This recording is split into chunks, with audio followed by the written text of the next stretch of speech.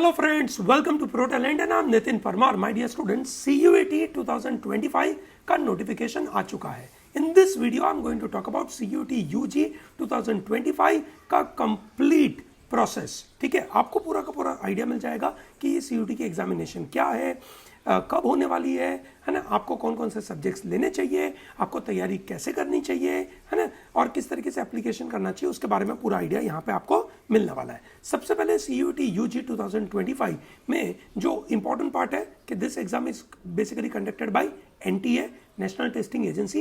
This is the same body जो conduct करती है JEE, जो कंडक्ट करती है आपकी नीट. ठीक है, और ऐसे अलग अलग एग्जामिनेशन कंडक्ट करती है. गवर्नमेंट ऑफ इंडिया ने इनको एक से स्पेशल काम दिया है कि भैया आप इनको एक से हायर लेवल एजुकेशन के लिए एंट्रेंस एग्जामिनेशंस की एक से कंडक्ट करें. इस बार ये examination CBT that is computer based mode पे होने वाला है.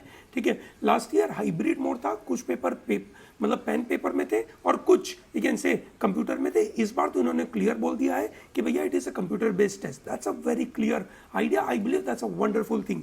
पेपर बेस्ड टेस्ट में थोड़े से प्रॉब्लम रहते हैं. दिस इज एक से वेरी क्लीन, कोई प्रॉब्लम नहीं रहता है. ठीक है, another important point है ना, there are somewhere around you can say 50 plus central universities are taking the score of CUET. Now this is very crucial है ना. बहुत सारी you can say universities ये स्कोर लेती है. ठीक है ना, जब ये स्कोर लेती है का मतलब है कि you have to apply separately to this universities and ये यूनिवर्सिटी अपना खुद का काउंसलिंग प्रोसेस CUET पे करेगी.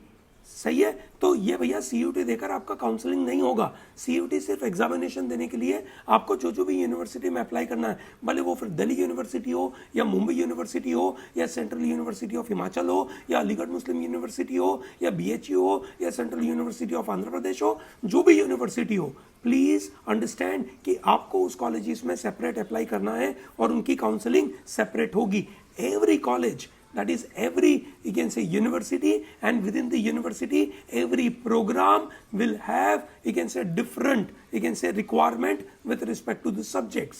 Keep that in mind. Okay, आप कहाँ पे अप्लाई करना चाहते हैं, ठीक है, उसके बेसिस के ऊपर अपने सब्जेक्ट सिलेक्ट करना. ठीक है, मैं बताऊंगा अभी थोड़ी देर में आपको. आगे ये सेशन में पूरी जानकारी मिलेगी कि कौन सा सब्जेक्ट लेने चाहिए if you are planning for DU, if you are planning for Mumbai university. ठीक है, ब्रॉडली मतलब मैं वही 2-3 मेजर कॉलेजेस का कवर करूंगा इस पर्टिकुलर वीडियो के अंदर. सो प्लीज अंडरस्टैंड कि आपको ध्यान देना है कि आपको पता होना चाहिए कौन सा कोर्स करने वाले हो, कौन सी यूनिवर्सिटी में करने वाले हो, और उसके अंदर आपको CUET में कौन सा सब्जेक्ट चाहिए, वो मन में क्लैरिटी रखो.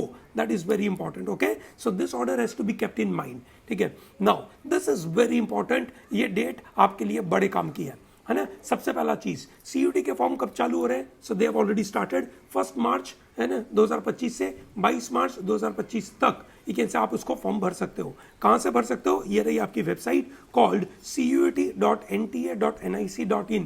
प्लीज फालतू में गूगल पे जाके टाइप मत कर देना. That is not a good idea है ना. That's not a good idea. Please ये सीधा यहाँ पे जाना.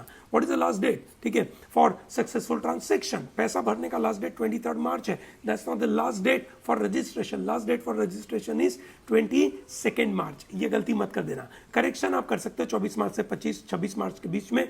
सिटी अभी अनाउंस हुई नहीं है कि कहाँ पर होगी, पर उन्होंने लिस्ट बना के रखी हुई है ना. आपको मतलब आपका जो लोकल सिटी होगा वो आपको मिल जाएगा. एडमिट कार्ड का भी डेट बाद में आएगा. एग्जामिनेशन की डेट कब है? एग्जामिनेशन डेट है 8 मई से लेकर 1 जून के बीच में. ठीक है, और ये अलग अलग सब्जेक्ट अलग अलग टाइम पे कंडक्ट करेंगे. That is of the ideas. और रिजल्ट का डेट भी अभी तक आया नहीं है. ठीक है, और जो रिकॉर्डेड रिस्पॉन्सेस और आंसर कीज है वो भी आपके एग्जाम होने के बाद ये आएगा. आप उसके ऊपर अपना एक से कोई एक से ऑब्जेक्शन रेज करना है तो आप कर सकते हो. ठीक है, कितना फीस लगेगा? अगर आप 3 सब्जेक्ट लेते हो, ठीक है, तो आप अगर जनरल कैटेगरी के हो तो आपको 1000 रुपीज देना है. अगर आप 4 सब्जेक्ट लेते हो तो 1000 प्लस 400, ठीक है, दैट मीन्स 1400 देना है. अगर आप 5 सब्जेक्ट लेते हो तो आपको 1000 plus 400 that is you can से 1800 रुपीज आपको देना है. सो मैक्सिमम आप 5 सब्जेक्ट दे सकते हो तो आपका मैक्सिमम 1800 रुपीज जाएगा.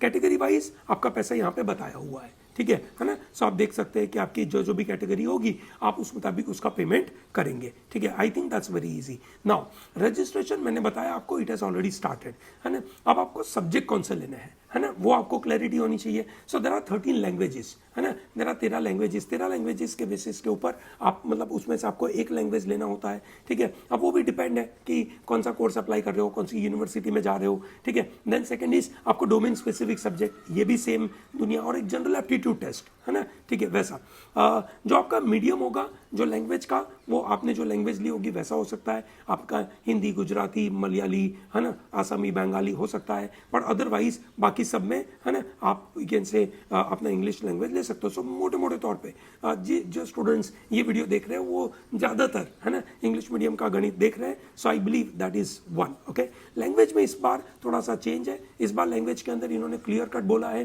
That you can say questions are not just based on RC, it is RC plus synonym antonyms plus rearrangement of the you can say sentences, that is paragraph formation, ये सब चीजें इसके अंदर रहेगी। So you have to be very careful about it, है ना। तो इस बार थोड़ा सा ध्यान रखना पड़ेगा, है ना। जो आपके डोमेन स्पेसिफिक सब्जेक्ट होंगे उसका सिलेबस आपका एनसीईआरटी बेस्ड रहेगा, और general test, general aptitude test के अंदर आपका आएगा general knowledge, current affair plus mathematic ability, ठीक है ना, बेसिक मैथ, ठीक है, लॉजिकल रीजनिंग, ये इतना पार्ट उसके अंदर रहेगा, ठीक है। सो दोस्तों अगर आपने साल भर अच्छे से तैयारी करी है तो आपको कोई दिक्कत होनी नहीं है। अगर आप एन मौके पे तैयारी कर रहे हो, ठीक है, तो आपको थोड़ा सा ध्यान देना पड़ेगा, because this time the examination pattern के अंदर सबसे बड़ा चेंज आया है that you can say there are 50 questions and all questions are compulsory. So there are nothing like choice, है ना। अब आपको पास चॉइस नहीं है, ये सबसे क्रूशियल पार्ट है ना। आपको चॉइस नहीं है, 50 क्वेश्चंस 60 मिनट के अंदर खत्म करने हैं, ठीक है। Is that very clear? आप मैक्सिमम 5 सब्जेक्ट ले सकते हो। कितने सब्जेक्ट ले सकते हो दोस्तों? 5, ठीक है। आपने 12th में वो सब्जेक्ट लिया हो या नहीं लिया हो इससे कोई मतलब नहीं बनता है, ठीक है। पहले वो कंपलसरी था, अब उसकी जरूरत नहीं है। मार्किंग स्कीम क्या है भैया? एक क्वेश्चन राइट किया 5 मार्क्स, ठीक है ना। आपने गलत किया 1 मार्क कटेगा, ठीक है। कंप्यूटर बेस्ड टेस्ट है, बड़ा सिंपल सा दुनिया है। आपने देखा होगा प्रोटैलेंट की साइट के ऊपर ये CUT के कंप्यूटर बेस्ड टेस्ट अवेलेबल है, दैट्स अ वंडरफुल थिंग, है ना। ड्यूरेशन क्या है भैया? 60 मिनट्स, है ना। शिफ्ट मल्टीपल शिफ्ट हो सकती है depending upon more number of candidates. अगर ज्यादा नंबर ऑफ कैंडिडेट होंगे, ठीक है, तो उनको ज्यादा शिफ्ट लगानी पड़ेगी, अदरवाइज इतना कोई ज्यादा प्रॉब्लम नहीं है, ठीक है ना। चॉइस ऑफ टेस्ट पेपर क्या है भैया? Maximum 5 subjects which includes language, ठीक है, विच इंक्लूड्स लैंग्वेज। तो लैंग्वेज आप ले रहे हो, एक लैंग्वेज हो गया, तो आपको एक जनरल टेस्ट लेना है, मतलब आपके 2 पेपर तो हो गए। अब आपको बाकी 3 डोमेन स्पेसिफिक ले सकते हैं, है ना। दैट इज वेरी इंपॉर्टेंट, ये ध्यान रखना। एक लैंग्वेज, ठीक है, एक लैंग्वेज प्लस एक GT प्लस आपके 3 डोमेन स्पेसिफिक के सब्जेक्ट, है ना। दैट्स वेरी इंपॉर्टेंट, बराबर है। तो प्रोसेस क्या है भैया? CUT 2025 आपने दिया, आपने इंडिविजुअल यूनिवर्सिटी के अंदर फॉर्म भरा, आपका काउंसलिंग हुआ, आप शॉर्टलिस्ट हुए और आपका फाइनल सिलेक्शन हो गया। This is how this system works, ठीक है। अब आपको ये क्लैरिटी देने के लिए मैं थोड़ा बताना चाहूंगा, ये DU की बात है ना। DU में BA ऑनर्स इकोनॉमिक्स में अगर आपको जाना है, ठीक है, तो आपको कौन कौन सा सब्जेक्ट लेने हैं? आपको लेना है लैंग्वेज, ठीक है, any one language from list A, बराबर है। Then math, that is math और अप्लाइड मैथ का एक ही पेपर है वो, और plus any 2 subjects out of which 1 should be from list B1, है ना, which means any you can say 2 domain subjects, है ना। That is about your economics, है ना। तो आप समझ सकते हैं कि ये आपका 2 सब्जेक्ट विच इज 200 200 400, ठीक है, और ये 200 मार्क्स, ठीक है, और ये 200 मार्क्स, ठीक है। सो मिला जुलाकर ये 800 मार्क का आपका सिस्टम हो गया। 800 मार्क्स में से cut off Shri Ram College of Commerce का था 758, है ना।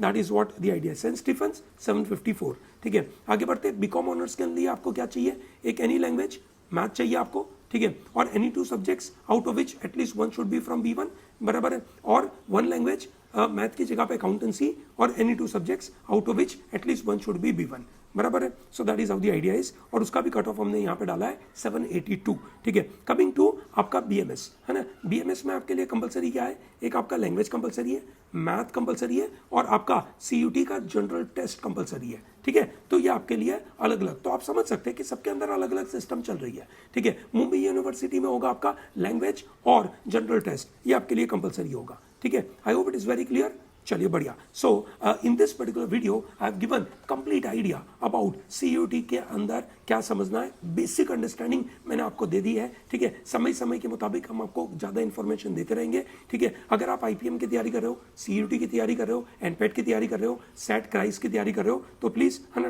Don't miss out to join Pro Talent. It is going to be wonderful career opportunity for you. Okay, all the best.